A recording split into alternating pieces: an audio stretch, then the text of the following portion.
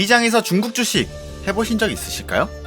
그렇다면 여러분들은 중국에 대해 어떻게 생각하시나요?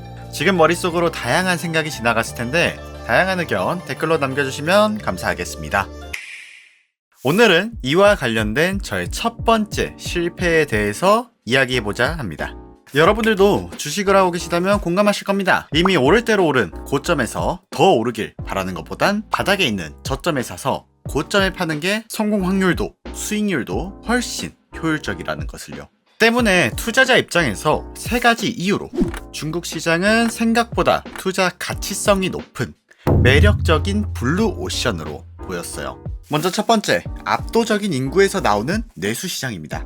일단 14억이라는 거대한 소비 시장은 글로벌을 굳이 목표로 하지 않더라도 충분한 수익 창출력을 가지고 있다 생각했습니다. 특히 정부가 뒤를 봐주며 인프라를 독점하고 있기 때문에 기술적으로 글로벌 경쟁을 하지 않더라도 박리담의 효과로 충분한 수익을 볼 수 있는 시장과 글로벌 팬데믹 같은 대외 악재에도 쉽게 영향을 받지 않는다고 판단했죠. 두 번째는 이익 대비 지나치게 싼 주가입니다. 중국 기업들은 저렴한 인건비와 압도적인 생산력을 바탕으로 엄청난 마진율을 자랑합니다. 하지만 동일한 수익률을 가지고 있는 글로벌 기업에 비해 주식 가격 및 시가총액은 굉장히 낮은 편에 속하는데요. 쉽게 말해 미국 1등 기업 주식 1주 살 돈이면 중국 2, 3등 기업의 지분을 무더기로 쓸어 담을 수 있는 상태였거든요. 나중에 알고 보니 이를 밸류에이션 박앤세일 또는 차이나 디스카운트라고 하더라고요. 그리고 가장 저에게 혹했던 이유 세 번째, 기술적 성장성이 아직 한참 남았다고 생각했습니다. 당시 냉정하게 중국의 정밀 기술력은 글로벌 선두 기업들에 비해 미흡한 게 사실이었습니다. 하지만 공학도인 제 관점에선 그 미흡함이 곧 이미 꼭대기에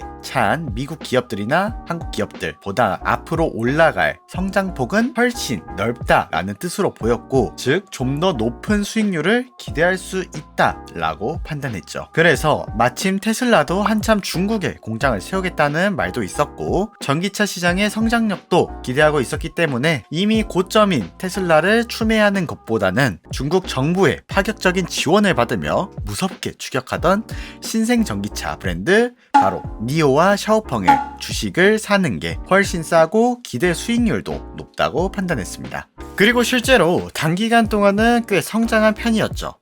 하지만 경험치가 없는 주린이인 저는 간과한 사실이 있었어요.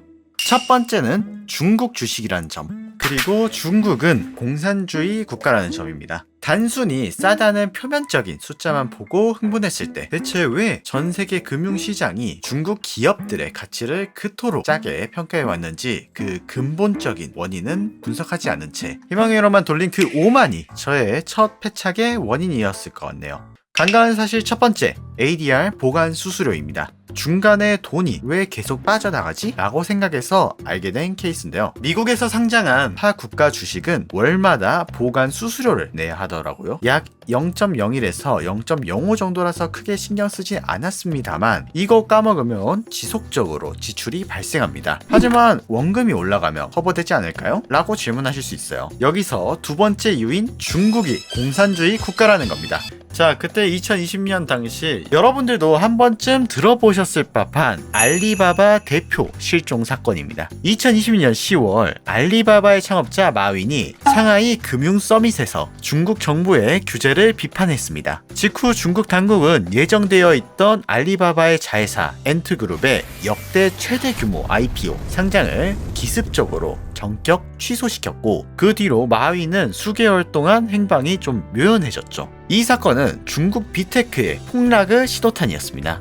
그렇게 큰 기업의 총수라도 비판하니 뿅 하고 신비해지는 마술을 본 저는 아무리 큰 회사도 마음에 안 들면 뿅 하고 사라지구나, 그렇게 되면 내 주식도 뿅 하고 사라지겠구나 라는 생각을 가지게 되었죠. 거기에 도널드 트럼프 미국 대통령이 외국 기업 책임법의 최종 법안을 통과시키며 니오와 샤오펑이 상장 폐지 예비 명단에 오르내리며 주가가 어마무시하게 흔들렸습니다. 결국 원금 손실 플러스 보관 수수료라는 첫 마이너스 타격을 입고 더 떨어지기 전 조용히 마감하였죠. 손실의 충격이 너무 컸을까요? 이후 2022년에는 매매를 아예 손에서 놓았고 2024년까지 겨우 한두 번 거래한 게 전부일 정도로 시장을 멀리하게 되었습니다.